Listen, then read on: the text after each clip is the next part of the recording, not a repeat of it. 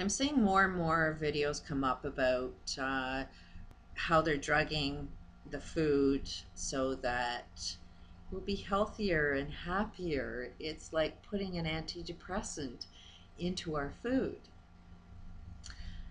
Let's kind of take a look at what antidepressants are in the first place and see how destructive they really are to who you are as a human being. And I have had personal experience with these drugs. So, and I've seen them right at their development.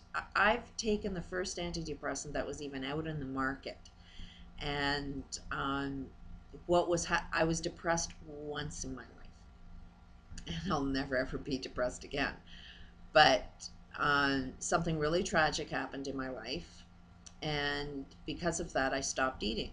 Not because I didn't want to eat, it's because food wouldn't even go down my throat to eat. And after 3 months, I'm fighting with everybody in my family.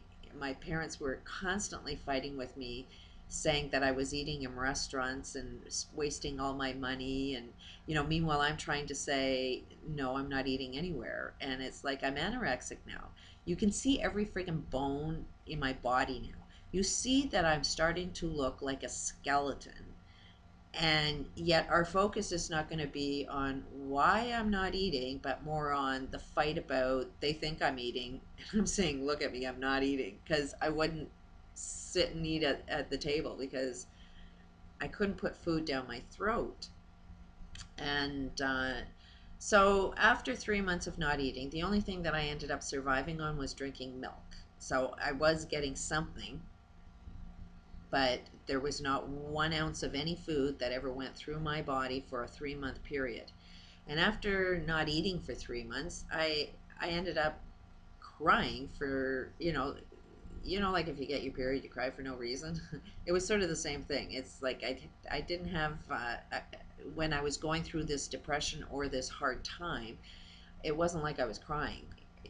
Nobody else in the world would be able to see that I was depressed, but I could tell that my body was going through a depression because of a traumatic event I was working through or experiencing. And after, I was trying to put myself through school at the time, and you can't really go to school and cry. So that was the time that I really, really was pushing to find some answers. I had done everything. I had gone to doctors. I did everything I possibly could about why I'm not eating, but nobody had any answers for me. But when it ended up being that I couldn't stop crying, I ended up going to a pharmacist. It was like the largest pharmacist right in our downtown area. And I went up to the pharmacist and I said, okay, you got a whole pile of drugs there. And I said, these tears won't stop crying. And, I kind of got to go to school, can't function with me crying all the time. So I know you got some pill in there that's going to stop me from crying. So I'm going to just sit over here until you give me one of those pills. I know it was kind of crazy, but it's like you've gone to all the doctors and so you needed to find answers someplace. So it's like that's what I did. And lo and behold, the pharmacist got on a conference call with 7 other doctors, and they had this new drug called antidepressants. And they did give it to me over the counter without me seeing a doctor. And but they told me they didn't know how it worked, so I had to sort of experiment with it myself. And it did improve my eating. And so the rest of my life, I could see that if I was stressed, the first thing that goes is my appetite and whatever goes on in my throat that prevents me from eating. So anytime that I get overly stressed and stop eating, then I've always gone for these antidepressants. And I've noticed over time that no doctor will give that first antidepressant out. There was no side effects. It wasn't addictive. Life seemed to change for the better. It was like taking a sugar pill, and life seemed to get any better. But as years went by, the Prozacs and all of that family of drugs were the only, if I ever went in, high stress and stopped eating, go to a doctor, and they see you have a history of taking these antidepressants, nobody would give me that drug anymore. They would only give me these drugs that will kill you. If you look at the warning labels, everything on those pills will kill you. And it also is reported that if you end up going off any of these drugs and you were depressed in the first place, chances are you'll be more suicidal. So it's a drug that makes you absolutely need to be on it for the rest of your life. And in the meantime, while you're taking it, it's going to destroy your organs. So these antidepressants that are on the market are basically designed to kill you.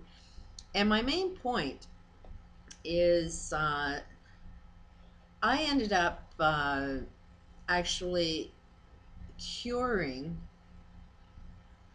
why this first traumatic event happened to me that caused me to be in a depression. And why I say I'll never ever be depressed again is because it's like, oh, what a wake up call. I was repeating, an event happened, and I attached a story to the event to make it seem like it was really, really big and bad, and somebody had done something really big and bad to me. And then I was replaying that same, can't believe somebody would do that, can't believe somebody would do that, can't believe somebody would do that, over and over and over again. That's what depression is you have an event, you attach a story to it. It's a big bad story of somebody doing something to you, something that you have absolutely no control over. And the way I ended up curing it is I'm going to attach a different story to that. I'm going to somehow make it seem like something really good just happened to me. You have to be really, really creative, but it has to be something that was believable. In this particular time, it was, a guy that dumped me.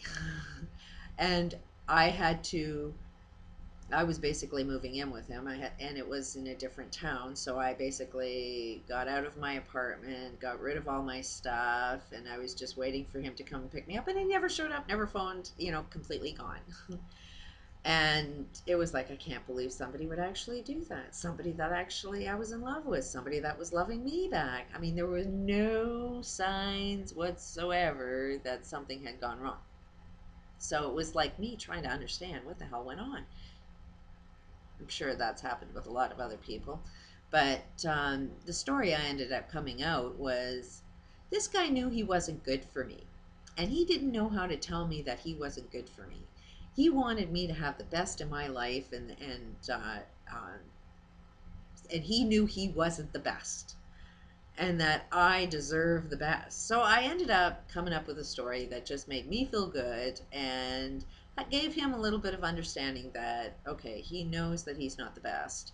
He knows that he can't provide the best for me, but he was a nice enough person to not want to put his issues on me for the rest of our lives. So it had to be a believable story that I believed in, had to be a story that made him look good and not like this big enemy.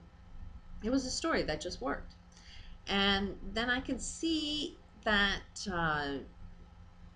all of reality is basically the stories we tell ourselves based on the perceptions of our experiences. And while we can tell big bad stories, we also have the talent and the genius within ourselves to come up with really good stories.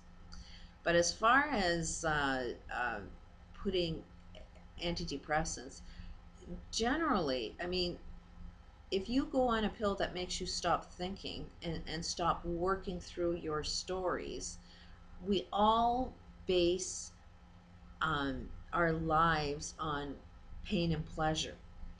Pain is a guide for you to see what is right and wrong in your life. And if you get rid of the receptors that create the pain, you'll never know what's right or wrong. So antidepressants I will never go on them because they were blocking out the causes of the stress. The stress would go away, but the behaviors never went away. And the behaviors that I was attracting in my life needed to be changed. I needed to see what was in myself that was attracting and creating all of the stress that I was experiencing. You can't just lower your experience of stress and think life is well, because what you're going to be doing is just making a beating feel good. And it's like, no, you got to learn how to stop getting beat all the time. So, it's the worst friggin' drug because, and if they're going to put it in your food, yeah, you may seem a little happy as you're getting the shit beat out of you. Do you really want that? And it's like you can't function in that way anyways. But I have a reason why I think they're doing it. Peace out.